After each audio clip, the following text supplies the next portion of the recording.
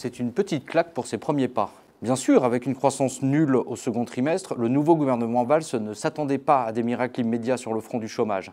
Mais avec 26 100 chômeurs de plus en juillet, comme vient de l'annoncer Pôle emploi, la hausse reste très conséquente et interpelle par son ampleur. Surtout, elle a une portée symbolique qui est très gênante un petit peu pour ce nouveau gouvernement, puisqu'on a désormais très précisément, avec 3,4 millions de chômeurs, 500 000 inscrits de plus à Pôle emploi en catégorie A, qu'au début du quinquennat, en mai 2012. Alors face à cette mauvaise nouvelle qui rappelle que le chômage continue de progresser et même pire que la tendance s'accélère ces derniers mois, le gouvernement naturellement affirme ne pas rester les bras croisés. Il rappelle que de nombreuses mesures, décidées notamment durant l'été pendant la conférence sociale, vont maintenant entrer en vigueur. Le ministère du Travail évoque une réunion le 19 septembre autour de François Hollande pour lancer un grand plan de relance de l'apprentissage. Il évoque également les rallonges de contrats aidés qui ont été accordés, ainsi que l'entrée en vigueur, le déploiement prochain de nouvelles aides européennes dans le cadre de la garantie pour la jeunesse.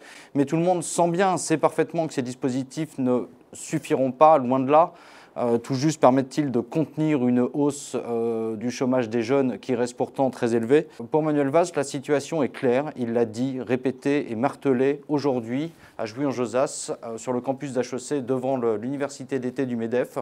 La solution passera par les entreprises. Le gouvernement, plus que jamais, veut être clair et cohérent, pour reprendre ses mots, et affirmer que sa priorité est le retour à la création d'embauches via la croissance.